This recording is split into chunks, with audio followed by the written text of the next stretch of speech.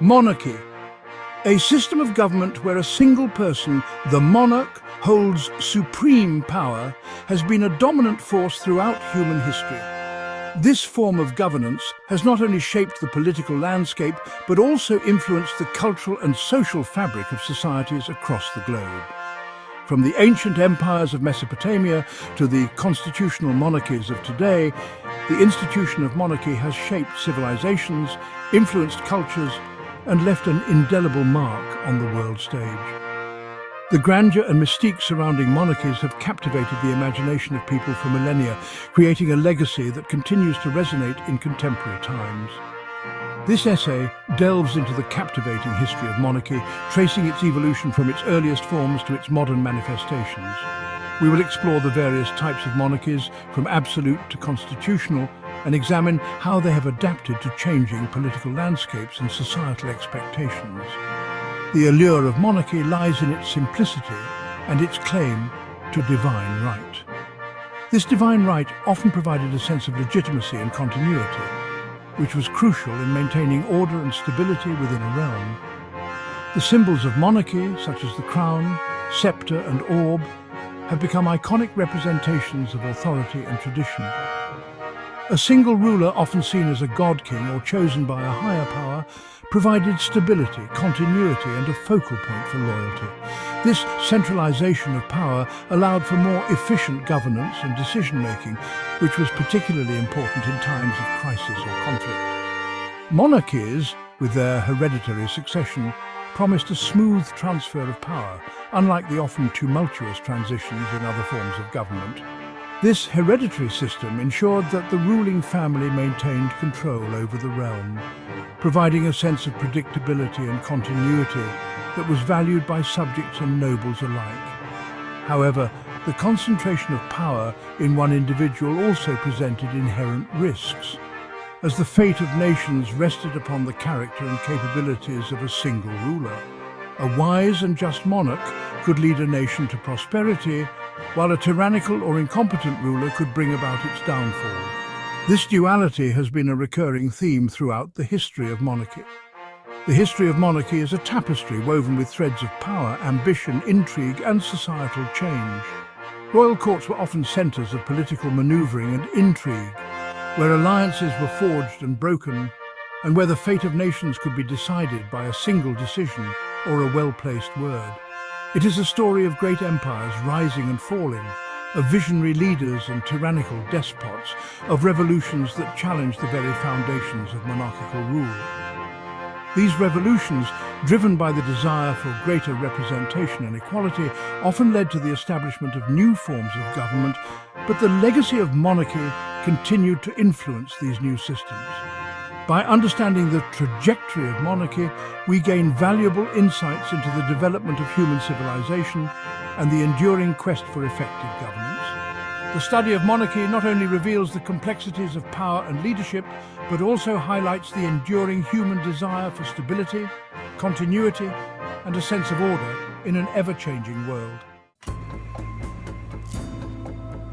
The roots of monarchy can be traced back to the dawn of civilization, where the seeds of centralized power and governance were first sown. In ancient Mesopotamia, where city-states flourished along the Tigris and Euphrates rivers, powerful rulers emerged, claiming divine authority to govern. These rulers were not just political leaders, but were seen as intermediaries between the gods and the people, a concept that would become a cornerstone of monarchical rule. These early monarchs, such as Sargon of Akkad, who united the Mesopotamian city-states under his rule, laid the foundation for the concept of kingship. Sargon's reign marked the beginning of a new era, where the consolidation of power under a single ruler became a model for future civilizations. In ancient Egypt, pharaohs, considered living gods, ruled with absolute power. Their authority was unquestioned, and they were believed to be the earthly embodiment of the divine. This divine kingship was central to Egyptian society and governance. They controlled vast empires, commissioned monumental architecture like the pyramids, and left behind a legacy that continues to captivate the world. The pyramids themselves were not just tombs, but symbols of the pharaoh's divine power and their eternal rule. The Egyptian concept of divine kingship influenced other cultures, including the Kushan Empire in ancient India, where rulers adopted similar titles and practices. This cross-cultural exchange of ideas about monarchy highlights the interconnectedness of ancient civilizations. The ancient world witnessed the rise of other significant monarchies, each with its own distinct characteristics. From the grandeur of the Persian Empire to the city-states of Greece, monarchies adapted to their unique cultural and political landscapes. In China, the Zhou dynasty established the mandate of heaven, a concept that linked the legitimacy of the ruler to their just and effective governance. This idea was revolutionary, as it introduced the notion that a ruler's right to govern was conditional upon their virtue and ability to rule wisely. This idea influenced Chinese political thought for centuries, shaping the dynastic cycles and the rise and fall of emperors. The mandate of heaven became a powerful tool for both justifying and challenging the authority of rulers. In the Americas, civilizations like the Maya and the Inca developed sophisticated monarchical systems, with rulers presiding over complex societies and vast territories. These rulers were often seen as divine or semi-divine figures, centralizing power and maintaining order through elaborate administrative systems. The early monarchies of the ancient world established a pattern that would repeat throughout history: the concentration of power in the hands of a single ruler, who was often seen as a divine or semi-divine figure. The justification of that power through divine right or other ideological frameworks which provided a religious or moral basis for their rule. This divine justification was crucial in maintaining the ruler's authority and the stability of their reign, and the enduring allure of hereditary succession, which ensured the continuity of power within a single family or dynasty. This practice of passing down power through generations helped to solidify the structure of monarchies and maintain their dominance over long periods. These early forms of monarchy laid the groundwork for the development of the institution in later centuries. The principles established by these ancient rulers influenced the evolution of monarchies around the world, leaving a lasting legacy that continues to shape modern governance. The medieval period witnessed significant transformations in the nature and role of monarchy. This era, often characterized by its feudal system, saw kings and queens navigating a complex web of allegiances and vassalage. Monarchs were not just rulers, but also the ultimate feudal lords, whose power was both supported and challenged by their noble vassals.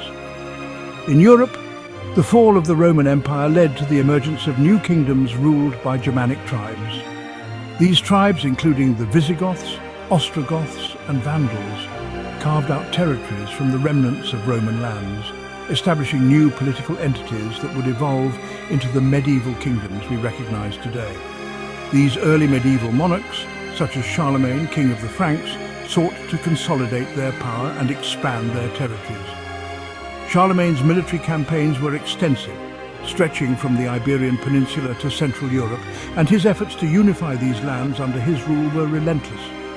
Charlemagne's reign marked a turning point as he established a vast empire and received the imperial crown from the Pope, solidifying the link between secular and religious authority. This coronation in 800 AD symbolized the fusion of Roman, Christian and Germanic elements, creating a new European identity.